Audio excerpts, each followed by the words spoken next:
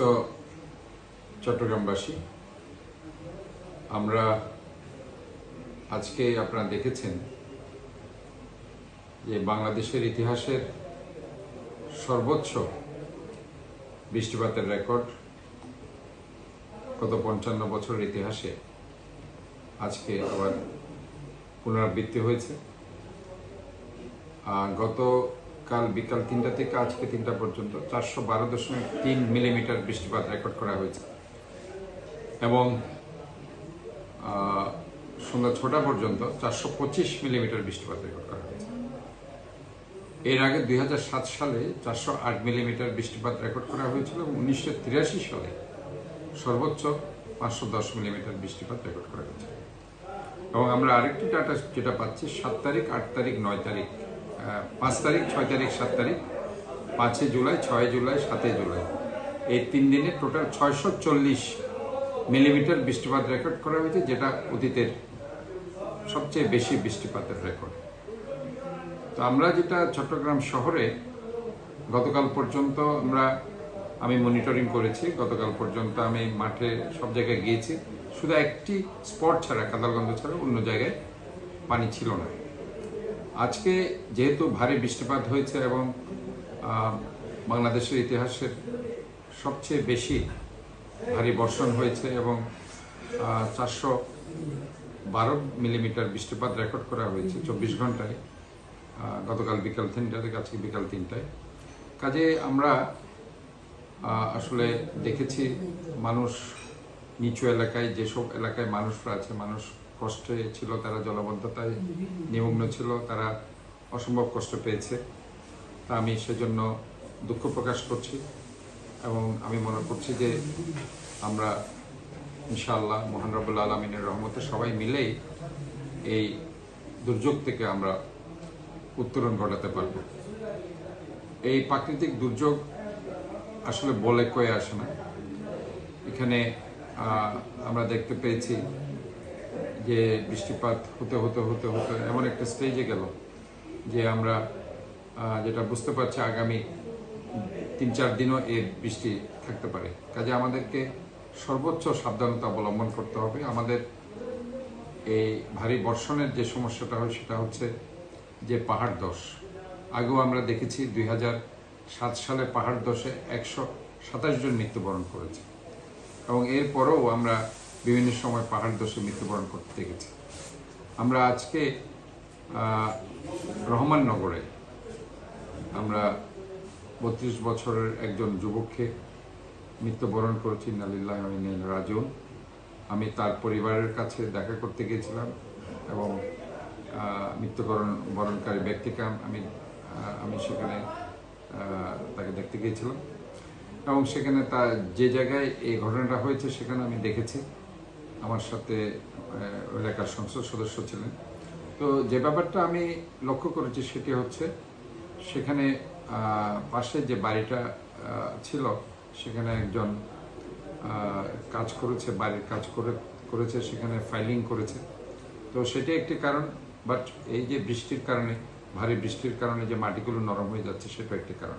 তো আমি এই জন্য যে আজকে আমাদের সিটি কর্পোরেশনের পাশে মামা ভাগিনা যে মাজারটি আছে তার সাথে লাগানো যে পাহাড়, সে পাহাড়ও আজকে প্রায় কিছু অংশ ভারী বর্ষণে অলমোস্ট একটা রাস্তার কিছু অংশ ভেঙে গেছে। পরবর্তীতে আমরা সেটা প্রিকশন নিয়েছি, সেখানকার যারা লোকজন থাকে তাদেরকেও আমরা মাইকিং করছি, তাদেরকে আমরা সরিয়ে নেওয়ার ব্যবস্থা করেছি এবং আমরা আমাদের সিটি কর্পোরেশনের স্কুলগুলোকে আমরা শেল্টার হাউস হিসাবে আমরা ঘোষণা করেছি এবং চট্টগ্রাম জেলা প্রশাসনের পক্ষ থেকেও তারা 8টি স্কুলকে শেল্টার হাউস করেছে এবং ইতিমধ্যে প্রায় 165 জন শরণার্থীকে সেখানে আনার ব্যবস্থা করা হয়েছে। আমরা দুপুরে তাদের জন্য খাবারের ব্যবস্থা করেছি। এখনও আমরা আমাদের প্রচেষ্টা অব্যাহত রেখেছি যাতে সেখানে পাহাড়ের মধ্যে যারা আছে তারা যাতে শেল্টার হাউসে চলে আসে। এটা আমাদের জন্য এখন সবচেয়ে চিন্তার বিষয় যে পাহাড়ে যারা আছে তারা যাতে আমাদের কুইক রেসপন্স টিম আমরা গঠন করেছি 101 সদস্য বিশিষ্ট। সেখানে চট্টগ্রাম সিটি রেড কিচেন, জেলা রেড কিচেন সহ অন্যান্য সেবা প্রদানকারী সংস্থাগুলো আমাদের সাথে কাজ করছে।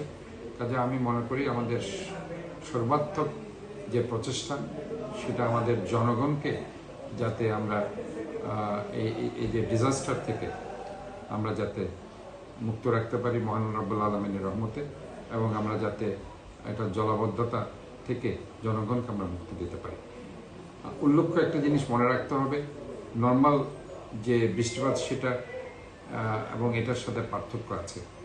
এখানে একদিনে অর্থাৎ 24 ঘন্টায় 412 মিলিমিটার বৃষ্টি রেকর্ড করা হয়েছে, যেটা গত 55 বছরের ইতিহাসে সর্বপ্রথম। এর আগে 1983 সালে হয়েছে, এখন আজকে ঘটনা হয়েছে। এবং 2007 সালে যেটা হয়েছে সেটা হচ্ছে 408 মিলিমিটারের বৃষ্টি। কাজে আমরা মনে করি যে আমাদেরকে এই জন্য যে প্রাকৃতিক দুর্যোগ থেকে আজকে উত্তরণের জন্য আমরা সবাই একসাথে ঐক্যবদ্ধভাবে কাজ করব। কোনো ধরনের কাদা ছোড়াছুড়ি না করে, কারো দোষ কাউকে না চাপিয়ে আমরা আমাদের সমস্ত সেবা প্রদানকারী সংস্থা যদি একসাথে কাজ করি, পাশাপাশি আমরা আজকে বিভিন্নভাবে আমাদের সাধারণ মানুষের পাশে আমাদেরকে দাঁড়াতে হবে। আমরা যেসব এলাকায় মানুষগুলো হয়তোবা দুর্যোগপূর্ণ এলাকায় রয়েছে, পানিবন্দী এলাকায় আছে, আমরা আমাদের পক্ষ থেকে সার্বিক সহযোগিতা তাদের করছি। আপনারাও যারা এলাকাবাসী আছেন তারা সে সার্বিক সহযোগিতা তাদেরকে করবেন। এবং আরেকটি জিনিস আপনাদেরকে আমি অবগত করতে চাই যে বিভিন্ন জায়গায় আমি ঘুরেছি, আমি দেখেছি যে আমরা সব জায়গায় আমাদের ময়লাগুলো ফেলছি। আমরা আমাদের প্লাস্টিক, পলিথিন, ককশিট ফেলে আমরা আমাদের শহরকে নোংরা করছি। এই শহরকে আমাদের নিজের শহর ভাবতে হবে, যে কথাটা আমি বারবার বলছি। এবং এখানে আজকে মহেশখালের অংশে গিয়ে আমি দেখেছি সেখানে প্রচুর পরিমাণে কন্টেইনার ইয়ার্ড অনেকে করেছে, সেখানে তারা আমাদের ড্রেনগুলো তারা ভরাট করে দিয়েছে, এবং সেই জায়গায় পানি অনেক সময় পানিটা ঠিকমতো যেতে পারছে না। সেগুলো আমরা বিভিন্ন জায়গায় ভেঙে দিয়েছি। এবং আমি চট্টগ্রাম উন্নয়ন কর্তৃপক্ষকেও তাদের প্ল্যান ছাড়া যেসব জায়গায় কাজ করেছে সেখানেও তাদের হস্তক্ষেপ কামনা করার জন্য আমি তাদেরকে বলেছি, এবং তারাও সেখানে গিয়েছে। এবং যেসব জায়গায় পানি উন্নয়ন বোর্ডের ফাংশন আছে, সুইচ গেট হয়তোবা অনেক সময় ঠিক মতো যেভাবে কাজ করার অনেক সময় কাজ করছিল না, সেখানেও তারা সে জায়গায় গেছে। এবং আরবি ইঞ্জিনিয়ারিং কোরের ওনারাও সার্বক্ষণিক ওনারা মাঠে ছিল। কাজে এখানে আমরা মনে করি সবাই কিন্তু কাজ করছে। কাজে এটা যেহেতু একটা প্রাকৃতিক দুর্যোগ, এটাকে আমাদেরকে মনে রাখতে হবে, সবাইকে মিলে কিন্তু এটা মোকাবেলা করতে হবে। এক সময় আপনারা দেখেছেন এই ধরনের একদিনে যদি 400 মিলিমিটার অধিক বৃষ্টিপাত হয়, বন্যা হয়ে যায়। কিন্তু মহান রব্বুল আলামিনের রহমতে এখন চট্টগ্রাম শহরে এখনও আমরা এই বন্যা থেকে এখনো আমরা মোটামুটিভাবে এই বন্যা এখন হয়নি।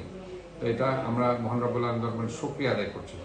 এবং আমরা যদি সবাই মিলে একসাথে কাজ করতে পারি তাহলে কিন্তু আমরা চট্টগ্রাম শহরকে অবশ্যই এই দুর্যোগ থেকে আমরা মুক্ত করতে পারব। আমরা আবারও যেটা আশাবাদ ব্যক্ত করতে চাই সেটি হচ্ছে আমাদের সবাইকে সাবধানে থাকতে হবে। আমরা পানির মধ্যে যাতে অযথা ঘোরাঘুরি না করি, কারণ আপনারা অনেকেই এর আগেও কিন্তু অনেক দুর্ঘটনার শিকার হয়েছে, বিদ্যুৎ স্পৃষ্ট হয়ে অনেকে মৃত্যুবরণ করেছে। কাজে অনেক সময় যেহেতু পানির মধ্যে যদি কারেন্ট প্রবাহিত হয় অনেকে সেটা জানে না। কাজে এই জন্য অযথা পানির মধ্যে আপনারা ঘোরাঘুরি করবেন না, এবং কোনো ভারী বর্ষণ হলে সেখানে আপনারা বাইরে যাবেন না। তো এটাই আমি আপনাদেরকে সতর্ক করছি একজন নগরের আপনাদের সেবক হিসাবে। আপনারা ভালো থাকবেন, সুস্থ থাকবেন। আর আমাদের একটা কমিটি রুম এবং কন্ট্রোল রুম রয়েছে। এই কন্ট্রোল রুমে আমাদের যে নাম্বারগুলো আমরা দিচ্ছি, এই নাম্বারে আপনারা যোগাযোগ করতে পারবেন। যে কোনো সার্বিক সহযোগিতায় আমরা আপনাদের পাশে আছে থাকব।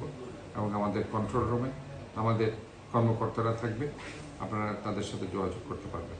আমরা সব সময় সিটি কর্পোরেশন আপনাদের পাশে আছি, থাকব ইনশাল্লাহ। আপনাদের সবাইকে নিয়ে আমরা এই শহরকে একটি সুন্দর বাসযোগ্য শহর আমরা গড়ে তুলব।